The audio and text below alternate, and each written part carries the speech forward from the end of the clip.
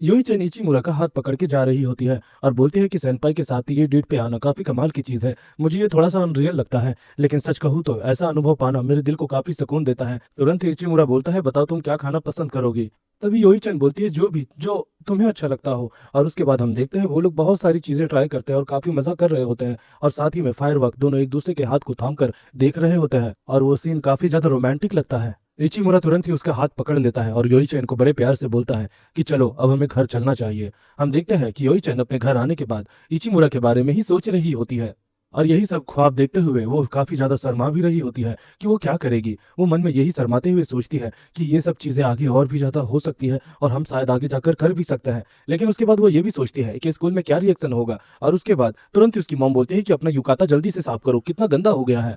School में Yohei चैन अपनी सहेलियों को ये सारी घटना बताती है और बोलते हैं कि अब हम फाइनली बॉयफ्रेंड और गर्लफ्रेंड है। ये बातें सुनकर उसकी सहेलियां उसके लिए काफी ज्यादा खुश होती है और बोलती है, मुझे सुनकर काफी अच्छा लगा कि तुम दोनों फाइनली कपल बन चुके हो। तभी योही चैन अपनी सहेलियों को बोलते हैं कि क्या तुम आज लंच के टाइम फ्री हो। दूसरी तरफ हम देखते हैं इचिमुरा काफी मुस्कुरा कर जा रहा होता है। उसके दोस्त बोलते हैं कि आज कौन सा परी देख लिया है जो इतना मुस्कुरा रहा है। उसके बाद वो सारी चीजें बताता है और बताता है कि मैं और योही चैन डेट करना फाइनली शुरू कर चुके हैं। उसके दोस्त भी हैरान रहता है और सेंतारो तो पूछ रहा होता है कि भाई ऐसा कैसे हो गया। सेंतारो बोलता है, पक्का बंगाली बाबा से टोटका किया है ना। ये बातें सुनने के बाद इचिमुरा सेंतारो की फील्डिंग सेट कर देता है।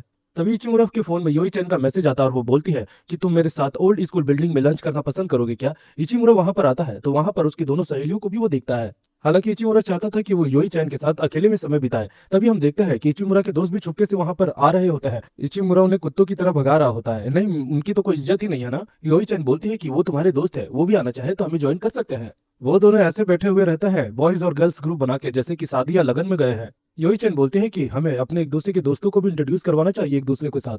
इचिमुरा बोलता है कि तुम तोने सान हो ना, तुम्हारी ड्राइंग मुझे काफी अच्छी लगती है। सेंतारो बोलता है, कौन सी ड्राइंग। तभी बताता है उसका दोस्त कि ये स्कल्पचर आर्ट बनाती है जो कि काफी कमाल की कलाकृति है और काफी अच्छी है। तोने सान ब्लश करने लगती है और उसकी सहेली समझ जाती है कि मामला सेट है। योई चैन बताती है कि मैं यहाँ पर आप लोग सबको इसीलिए बुलाई हूँ क्योंकि आज मैं डेट के नियम बताने वाली हूँ। हम 6 महीने तक डेट को कंटिन्यू करने वाले हैं जिसमें हम लोग 10 इंच की दूरी रखेंगे। और वैसे ही वो अनाप शनाप बकने लगती है। इचिमुरा बोलता है, रुको रुको, हम सच में डेट कर रहे हैं ना। योई चैन हाँ बोलती है और शर्माने लगती है। तभी इचिमुरा बोलता है, इसमें छुपाने वाली क्या बात है। तभी योई चैन बोलती है, मैं चाहती हूँ कि हमारी रिलेशनशिप सीक्रेट ही रहे क्योंकि तुम्हारे चाहने वाले बहुत है और अफवाह फैलाने वालों की कमी नहीं है। और योई चैन इचिमुरा को एक बच्चे की तरह समझा रही होती है और उसके दोस्त लोग बस उसे देख रहे होते हैं। योई चैन अपने घर जाने की तैयारी कर रही होती है और बोलती है कि ऐसा लगता है कि मुझे ही फ्यूचर प्लान्स बनाने की जल्दी है।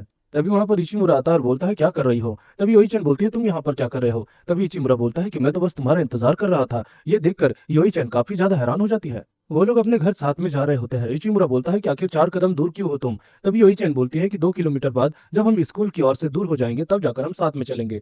योई चैन इचिमुरा से पूछती है कि आखिर तुम बाहर क्यों इंतजार कर रहे थे मेरा। तभी इचिमुरा बताता है, ताकि तुम्हारे साथ चल सकूं और तुम्हारे साथ वक्त बिता सकूं, तुम्हें देख सकूं। ये सुनकर योई चैन शर्मा जाती है। इचिमुरा आगे चल रहा होता है तो शर्मा कर योई चैन उसे रुकने के लिए बोलती है और उसके गाल पे एक किस करती है, जिसे देखकर इचिमुरा भी शॉक्ड हो जाता है। योई चैन बोलती है कि मुझे लगता है ये प्लान में होगा शायद। इचिमुरा योई चैन को बोलता है कि तुम हमेशा मुझसे 4 कदम आगे रहती हो। योई चैन बोलती है कि सेनपाई आखिर कहना क्या चाहते हो तुम। तभी इचिमुरा बोलता है कि काश तुम्हारे साथ मैं हमेशा ऐसे पल बिता सकूं। योई चैन बोलती है कि कभी कभी हम जो चीजें प्लान करते हैं वो हमेशा एक्यूरेट नहीं जाती है। हालांकि वो दोनों हाथों में हाथ थामकर आगे बढ़ रहे होते हैं। अगले दिन योई चैन की सहेलियां बोलती है कि समर ब्रेक का मैं बेसब्री से इंतजार कर रही हूँ, लेकिन पता नहीं मुझे इतने होमवर्क्स क्यों मिलने वाले हैं। वो सभी लोग जिम पे जा रहे होता है। तभी योई चैन का ध्यान पड़ता है इचिमुरा पे, जिसको कुछ लड़कियां घेर रही होती है। हालांकि इसे उससे थोड़ी जेलसी तो महसूस होती है, लेकिन अब वो बेचारी कर भी कह सकती है। तुरंत ही इचिमुरा का ध्यान भी योई चैन पे पड़ जाता है और तुरंत ही उसे हाई का इशारा देता है। सारी लड़कियां काफी ज्यादा ब्लश करने लगती है, ऐसा सोच के कि कहीं उसने मुझे ऑफर तो नहीं दिया है, कहीं उसने मुझे प्यार का इजहार तो नहीं किया है। अरे यार, इन लड़कियों को भी कोई समझाओ कि हम सिंगल्स लोगों की भी जगह होती है दिल में। योई चैन अपना काम कर रही होती है। तभी इचिमुरा उसे मैसेज करता है और बोलता है, जब तुम्हारा काम हो जाएगा तो मुझे बता देना। कुछ समय बाद वहां पर योई चैन आ जाती है। वो दोनों बैठकर चॉकलेट खा रहे होता है। इचिमुरा बोलता है, समर ब्रेक का क्या प्लान है। तो योई चैन बताती है कि समर ब्रेक में अक्सर मैं अपने परिवार के साथ काम में हाथ बटाती हूँ और साथ ही में इस बार मेरे पड़ोसी ने बोला है कि मैं उनके बच्चों को पढ़ाऊं।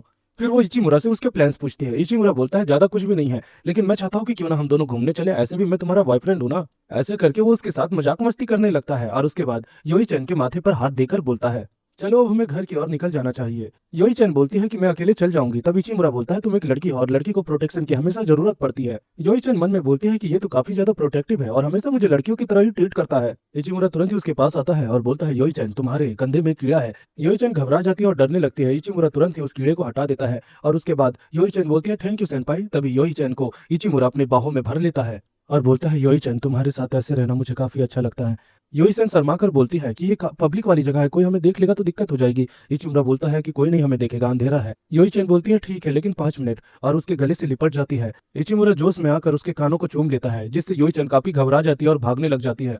अगले दिन वो सहेलियों को बताती है कि कोबे में हमें इनवाइट किया गया है इचिमुरा के द्वारा। वो सहेलियां खुश हो जाती है और तुरंत ही उसे एक दुकान में लेके आती है, जहां पर उसे अच्छे अच्छे कपड़े के बारे में फैशन दिखा रही होती है। और कुछ कपड़े योई चैन खरीद भी लेती है और एक कान की बाली खरीदती है जो कि उस पर सूट कर रही होती है। वो सब मौज मस्ती करने के बाद दुकान आती है। तुरंत ही ओजी बोलता है, अरे ये तुम्हारी कान की बाली बिल्कुल उसी लड़की की तरह दिख रही है, क्या तुम दोनों डेट कर रहे हो? हम देखते हैं कि जो योई चैन है वो शर्मा कर बोलती है, हाँ हम डेट कर रहे हैं। ओजी को तुरंत ही सब समझ आ जाता है कि आखिर क्या चल रहा था, और सब चीजें वो समझ जाता है। ओजी योई चैन से बोलता है कि मेरी बहन का बर्थडे है अगस्त में, मैं चाहता हूँ कि तुम भी वहां पर आओ। योई चैन बोलती है कि इसकी कोई गारंटी नहीं है कि मैं वहां पर जा पाऊंगी कि नहीं, लेकिन मैं कोशिश जरूर करूंगी। ये सुन के ओजी कुन शर्मा जाता है। अगले दिन वो लोग ट्रिप के लिए एक साथ खड़े रहते हैं, जिसमें इचिमुरा और उसके दोस्त रहते हैं और योई चैन और उसके दोस्त रहते हैं। इचिमुरा योई चैन के कानों के पास जाकर बोलता है कि सच में तुम आज काफी ज्यादा प्यारी लग रही हो, और उसके बाद वो नॉर्मल तरीके से चलने लगता है। और इसी के साथ दोस्तों हमारा एपिसोड खत्म होता है। मिलता है नेक्स्ट एपिसोड में।